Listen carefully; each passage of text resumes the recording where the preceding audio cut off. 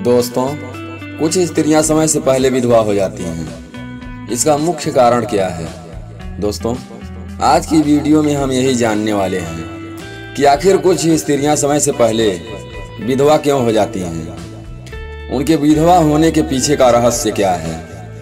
दोस्तों, इस वीडियो को अपने साथ साथ माताएं एवं बहनों को भी दिखाएं। माताएं एवं बहनों से निवेदन है कि इस कथा को पूरा अवश्य सुनें। दोस्तों, इसे हम एक कहानी के माध्यम से जानेंगे। इससे पहले कि आप कहानी में खो जाएं, आपसे एक छोटी सी रिक्वेस्ट है, कृपया हमारे चैनल को सब्सक्राइब जरूर कर दें और बेल आइकन को दबाकर ऑल पर क्लिक करें ताकि अगली वीडियो का नोटिफिकेशन आपको मिलता रहे। और पूरी कहानी सुनने के बाद कहानी पसंद आए तो लाइक जरूर करके जाइएगा। तो आइए बिना समय गंवाए कहानी शुरू करते हैं। एक बार भगवान श्री राम वनवास के समय अपनी कुटिया के बाहर घूम रहे थे। तभी माता सीता भगवान श्री राम से पूछती हैं, हे स्वामी, औरत किस पाप के कारण समय से पहले विधवा हो जाती हैं? तो भगवान राम कहते हैं, हे देवी सीता, आज अचानक से तुम मुझसे यह प्रश्न क्यों पूछ रही हो?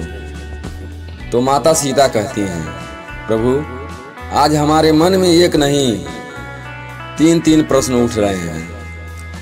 आज मैं इसी रास्ते से जाते हुए 3 औरतों को देखा जो कि तीनों एक ही उम्र की थी, परंतु उसमें से एक औरत विधवा हो चुकी थी और बहुत दुखी जीवन व्यतीत कर रही थी, और बाकी उसी उम्र की औरतें अपने पतियों के साथ सुख से अपना जीवन व्यतीत कर रही थी। यह दृश्य देखकर मेरे मन में कुछ प्रश्न उठ रहे हैं। हे स्वामी, आप ही मेरे इन प्रश्नों का उत्तर दे सकते हैं।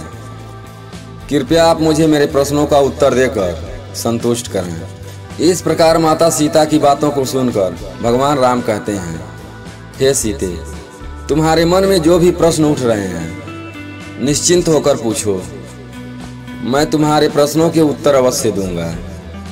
फिर देवी सीता कहती हैं, हे प्रभु, मेरा पहला प्रश्न है, कौन सी स्त्री समय से पहले विधवा हो जाती है और सारी उम्र दुखी जीवन व्यतीत करती है?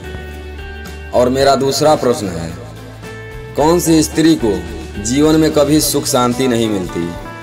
और मेरा तीसरा प्रश्न है, वह कौन सी चीज है जो एक पत्नी अपने पति के मांगने पर भी पति को नहीं देती? इस तरह माता सीता के तीनों प्रश्नों को सुनकर भगवान राम कहते हैं, देवी, तुम जिन स्त्रियों की बात कर रही हो उनमें से एक स्त्री समय से पहले विधवा होकर अपना दुखी जीवन व्यतीत कर रही है, और वहीं पर अन्य स्त्रियां सुहागन हैं और अपने पति के साथ खुश होकर जीवन व्यतीत कर रही हैं। तुम जानना चाहती हो आखिर ऐसा क्यों है? तो सुनो, मैं तुम्हें इन सभी प्रश्नों का उत्तर एक कथा के माध्यम से देना चाहता हूँ। इस कथा को बहुत ध्यान से सुनना, क्योंकि आधी अधूरी कथा सुनने वालों को आधा अधूरा ज्ञान ही प्राप्त होता है, जो जीवन में कभी किसी काम नहीं आता। और यदि तुमने ध्यान से सुना तो तुम्हारे तीनों प्रश्नों के उत्तर कथा को सुनने के बाद तुम्हें मिल जाएंगे।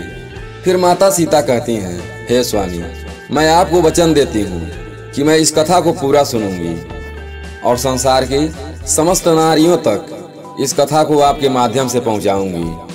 माता सीता की यह बात सुनकर भगवान राम कहते हैं, हे सीते, सबसे पहले मैं तुम्हें उस स्त्री की कहानी सुनाना चाहता हूँ जो सुहागन बनकर सुखी जीवन जी रही है।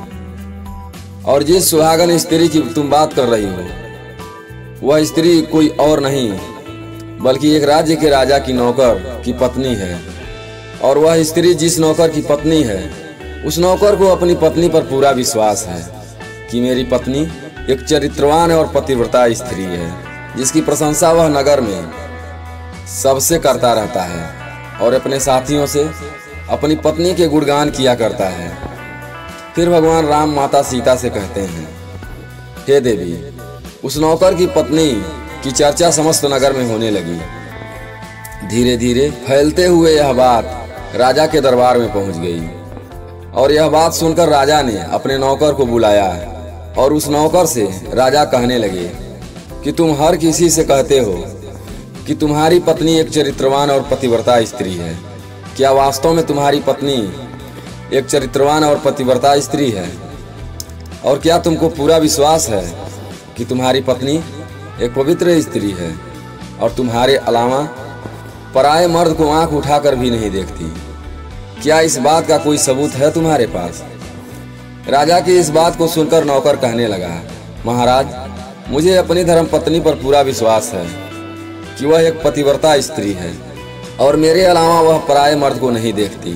नौकर की इस बात को सुनकर राजा के एक मंत्री ने कहा, मैं क्षमा चाहता हूँ महाराज, ऐसा कैसे हो सकता है कि एक स्त्री किसी अन्य पुरुष को ना देखे? ऐसा तो असंभव है। फिर मंत्री ने राजा से कहा, महाराज, यदि मैं इस नौकर की बात को गलत साबित कर दूं और इस पत्नी का पतिव्रता धर्म नष्ट कर दूं, तो इसे क्या सजा मिलेगी? फिर नौकर ने कहा, महाराज, यदि मंत्री जी मेरी पत्नी का पतिव्रता धर्म नष्ट कर देते हैं तो आप मुझे फांसी की सजा दे देना, और यदि मंत्री जी मेरी पत्नी का पतिव्रता धर्म खंडित नहीं कर पाए तो इनको भी कुछ सजा मिलनी चाहिए। नौकर की यह बात सुनकर राजा ने कहा कि मंत्री को भी फांसी की सजा दी जाएगी। मंत्री ने यह बात स्वीकार कर ली और नौकर से पूछा कि मैं तुम्हारी पत्नी से क्या वस्तु लाऊं जिससे तुम मान लो कि मैंने तेरी पत्नी का धर्म खंडित कर दिया है। तो नौकर ने कहा, मंत्री जी, आप मेरी पत्नी से मेरे विवाह के समय पर दहेज में मुझे एक मटका और एक कतार मिली थी। वह दोनों चीजें मेरी पत्नी ने बहुत संभाल कर रखी हैं, क्योंकि वह दोनों चीजें एक पतिव्रता स्त्री के लिए सुहाग की निशानी होती हैं। यदि तुम यह दोनों चीज मेरी पत्नी से लाकर मुझे दिखा दोगे तो मैं मान जाऊंगा कि मेरी पत्नी का पतिव्रता धर्म महामंत्री जी आपने नष्ट कर दिया है। तब मंत्री नौकर की यह शर्त स्वीकार कर ली और वह मंत्री दरबार से निकलकर नगर में जाता है और एक जादू टोना करने वाली स्त्री से जाकर मिलता है। जो काम कोई नहीं कर पाता था वह काम वह जादू टोने करने वाली स्त्री कर देती थी। फिर मंत्री ने उस स्त्री को सारी बात बताई और कहा, तू कैसे भी करके उस नौकर की पत्नी से मेरा संबंध बनवा दे। इसके बदले तुम्हें जितना धन चाहिए मैं उतना धन देने के लिए तैयार हूँ। इस तरह मंत्री की बात सुनकर वह स्त्री कहने लगी, मंत्री जी, आपको कहने में आसान लगता होगा किंतु ऐसा कुछ भी नहीं है। तुम जिस औरत के बारे में बात कर रहे हो वह औरत एक पतिव्रता नारी है। उसे ना ही किसी धन का लोभ है और ना ही किसी वस्तु की लालच है। तुम्हें क्या लगता है वह तुमको मटका और कतार दे देगी? फिर वह मंत्री कहता है, यदि तू मेरा उससे संबंध नहीं करवा सकती तो एक काम कर दे, उसके घर जाकर उसका मटका और कतार चुरा कर मुझे दे दे और उसकी पत्नी के जांघ के पास यदि कोई निशानी हो तो वह निशानी मुझे देखकर बता दे। फिर मैं तुझे मुंह मांगा इनाम दूंगा। तुझे जितना धन चाहिए उतना धन मैं दूंगा, बस तू मेरा यह काम कर दे। मंत्री की यह बात सुनकर उस जादू टोना करने वाली स्त्री के मन में धन का लालच आ गया और उसने कहा, ठीक है, मैं तुम्हारा काम अवश्य करूंगी, लेकिन मुझे मुंह मांगा धन देना पड़ेगा। मंत्री ने कहा, ठीक है। और फिर वह स्त्री नौकर के घर में अपना वेशभूषा बदल कर जाती है और नौकर की पत्नी से जाकर कहती है, बेटी, मैं तेरे पति की बुआ हूँ, मैं कई सालों बाद आई हूँ। फिर उस नौकर की पत्नी ने कहा, आप इतने सालों बाद आई हैं, इसलिए मैंने आपको पहले कभी नहीं देखा और इसीलिए मैं आपको पहचान नहीं पाई। इस प्रकार वह स्त्री उस नौकर के घर में बुआ बनकर रहने लगी। नौकर की पत्नी ने उस स्त्री को बुआ समझकर बहुत आदर सम्मान दिया, मगर उसे यह बात का पता नहीं था कि यह जादू टोना करने वाली स्त्री है और मंत्री ने उसके साथ छल करने के लिए और उसका पतिव्रता धर्म नष्ट करने के लिए भेजा है। अब वह स्त्री नौकर के घर में मजे से रहने लगी और नौकर की पत्नी के ऊपर झूठा प्यार लुटाने लगी। एक दिन नौकर की पत्नी स्नान करने के लिए स्नान गृह में गई। फिर उसके थोड़ी देर बाद ही वह स्त्री भी नौकर की पत्नी के पास जाकर उसकी कमर रगड़ने लगी। उस पतिव्रता औरत ने बहुत मना किया, फिर भी वह स्त्री नहीं मानी और कहने लगी, तुम मुझे अपनी बेटी से भी ज्यादा प्यारी लगती हो तो मना मत करो। काफी दिनों के बाद मेरी और तुम्हारी पहली मुलाकात हुई है। और ऐसा कहकर वह स्त्री उसे बातों के माया जाल में उलझाने लगी और फिर मौका देखते ही नौकर की पत्नी के जांघ पर एक तिल का निशान था, जो उस जादू टोना करने वाली स्त्री ने देख लिया और उसका काम बन गया। और वह जब स्नान करने के बाद में नौकर की पत्नी घर में अन्य काम करने लगी, इसी बीच उस स्त्री को मटका और कतार चुराने का मौका मिल गया और उसने मटका और कतार चुरा लिया और वहां से यह दोनों चीजें चुरा कर भाग गई और सीधा मंत्री के पास जाकर पहुंची और उस मंत्री को मटका और कतार दे दिया और उस नौकर की पत्नी की जांघ पर तिल का निशान है यह बात भी बता दी। मंत्री मटका और कतार लेकर सीधा राजा के दरबार में जा पहुंचा और राजा से कहा, महाराज, मैं नौकर की पत्नी के साथ 2 दिन रह आया हूँ और यह मटका और कतार उसी ने मुझे दिया है। इस तरह मंत्री की बात सुनकर राजा ने तुरंत दरबार लगाया और नौकर को बुलाया। फिर मंत्री ने दरबार में मटका और कतार नौकर को दिखाते हुए कहता है, महाराज, मैंने नौकर की शर्त पूरी की और भरे दरबार में यह भी कहा और नौकर के पत्नी की जांघ पर तिल का निशान है।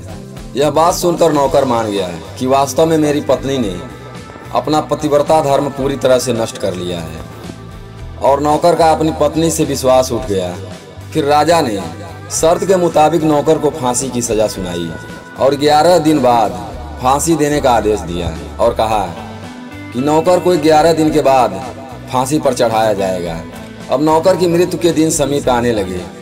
अंततः वह दिन भी आ गया जिस दिन उस नौकर को फांसी देना था।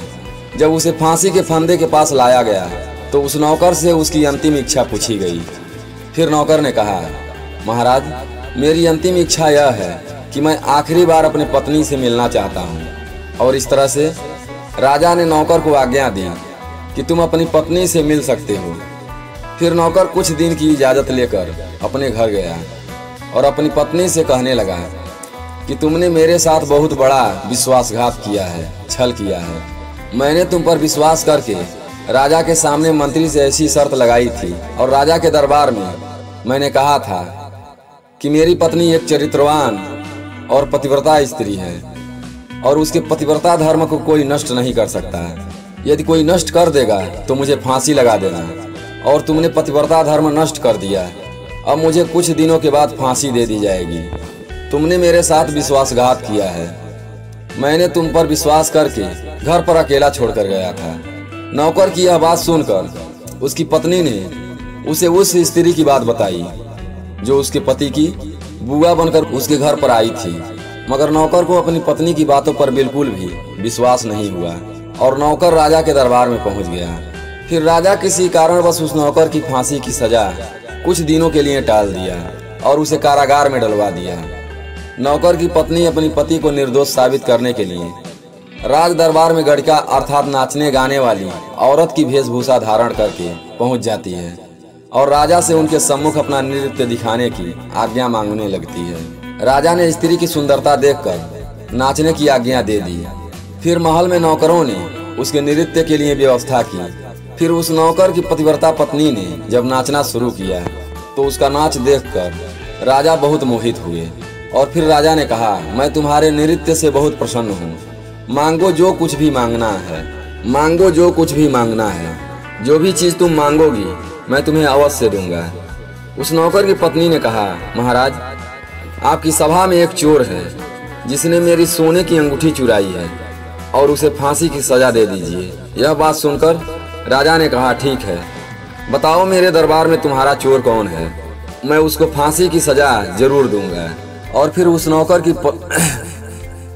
नौकर की पतिव्रता स्त्री ने कहा, महाराज, वह चोर कोई और नहीं है बल्कि आपके मंत्री ने ही मेरी अंगूठी चुराई है और आप इनको फांसी की सजा दें। जैसे ही मंत्री ने सुना कि यह स्त्री मुझे चोर बता रही है तो तुरंत मंत्री ने कहा, महाराज, मैं शपथ खाकर कहता हूँ कि मैंने इसकी अंगूठी नहीं चुराई है और मैंने इसे आज तक कभी देखा ही नहीं, तो मैं इसकी अंगूठी चोरी कैसे कर सकता हूँ।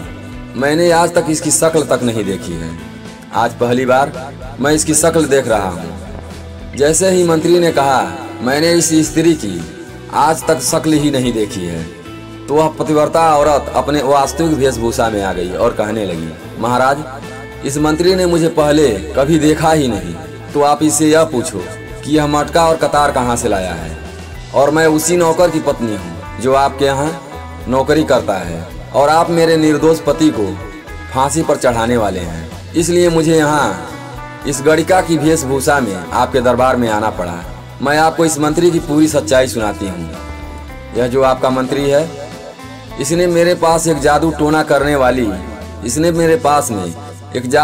करने वाली स्त्री को मेरे पति की बुआ बनकर भेजा था, और उसने धोखे से मेरी जान की तिल का पता लगाया, और उसी स्त्री ने यह मटका और कतार चुरा कर इसको दे दिया, और आपके मंत्री ने इसके बदले उसको बहुत सारा धन दिया है, और मेरे साथ यही छल हुआ है। महाराज, मैं आज भी पतिव्रता हूँ। स्त्री की इस बात को सुनकर राजा ने उस स्त्री को बुलाया।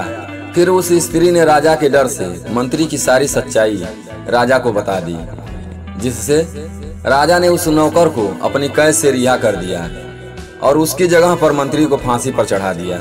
कथा को आगे बताते हुए भगवान राम कहते हैं, इस प्रकार उस नौकर की पतिव्रता स्त्री ने अंत में राजा से कहा, महाराज, मैं अपने पति से बहुत प्रेम करती हूँ। मैं एक चरित्रवान स्त्री हूँ, और मैं कभी भी अपने मुंह से अपने पति का नाम तक नहीं लेती हूँ। भगवान राम कहते हैं, सीते, यह कथा पूरी हो गई। अब तुम अपने तीनों प्रश्नों के उत्तर सुनो।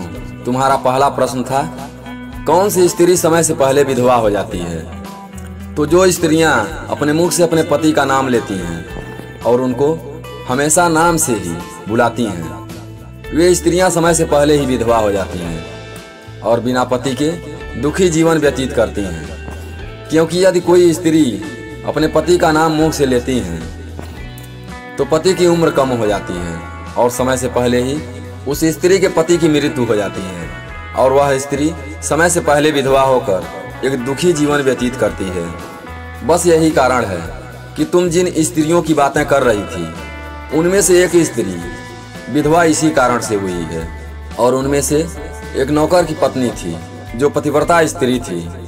यह स्त्री कभी भी अपने पति का नाम मुख से नहीं लेती थी, जिसके कारण वह आज भी सुहागन है और सुखी जीवन व्यतीत कर रही है। और वह स्त्री जो समय से पहले विधवा होकर दुखी जीवन जी रही है, वह हमेशा अपने पति को नाम लेकर बुला रही थी। वह हमेशा अपने पति को नाम लेकर बुलाती थी, जिसके कारण उसके पति की उम्र कम होती चली गई और फिर उसके पति की मृत्यु समय से पहले ही हो गई, और आज वह औरत दुखी जीवन जी रही है। इसलिए कभी भी स्त्री को अपने पति का नाम अपने मुख से नहीं लेना चाहिए। और तुम्हारा दूसरा प्रश्न था कि कौन सी स्त्री को जीवन में कभी सुख नहीं मिलता और वह पति के होते हुए भी सदा दुखी जीवन जीती हैं। तो समझ लो, जो स्त्रियां अपने पति की बिना अनुमति लिए कहीं भी चल देती हैं, वे कभी भी जीवन में सुखी जीवन नहीं जी पाती हैं। ऐसी स्त्रियां जीवन भर दुखी रहती हैं और उन्हें पति का प्रेम कभी नहीं मिलता है। आगे भगवान राम सीता से कहते हैं, सीते, तुम्हारा तीसरा प्रश्न था कि ऐसी कौन सी चीज है जो एक पत्नी अपने पति को मांगने से भी नहीं देती है। तो समझ लो, वह चीज गाली है, जो एक संस्कारी और चरित्रवान स्त्री कभी भी अपने पति को नहीं देती। और जो स्त्रियां अपने पति को गाली देती हैं, वह स्त्रियां कभी चरित्रवान नहीं होती, और ऐसी स्त्रियां जीवन भर दुखी रहती हैं। उनके जीवन में कभी सुख नहीं आता, और ऐसी स्त्रियां समय से पहले ही विधवा हो जाती हैं। और इस प्रकार माता सीता कथा सुनने के बाद अपने तीनों प्रश्नों का उत्तर पाकर संतुष्ट हो जाती हैं और कहती हैं, प्रभु, क्या वास्तव में जो स्त्री चरित्रवान होती हैं वह कभी दुखी जीवन नहीं जीती हैं? तो भगवान राम कहते हैं, नहीं, क्योंकि ऐसे घर में लक्ष्मी का सदा वास होता है और वह घर धन दौलत और खुशियों से हमेशा भरा रहता है। और चरित्रवान स्त्रियां हमेशा घर को स्वर्ग बना देती हैं और चरित्रहीन स्त्रियां घर को नर्क बना देती हैं। माताएं बहनों से निवेदन है कि आप लोग भगवान राम के बताए हुए बातों को अपने जीवन में उतारें और अपने घर को खुशियों से भर दें। दोस्तों, अगर कहानी अच्छी लगी हो तो एक प्यारा सा लाइक देकर कमेंट में जय श्री राम जरूर लिखें। फिर मिलते हैं एक नई कहानी के साथ अगली वीडियो में। तब तक के लिए अपना ख्याल रखें, हमेशा खुश रहें। हमारे साथ वीडियो में अंत तक बने रहने के लिए धन्यवाद।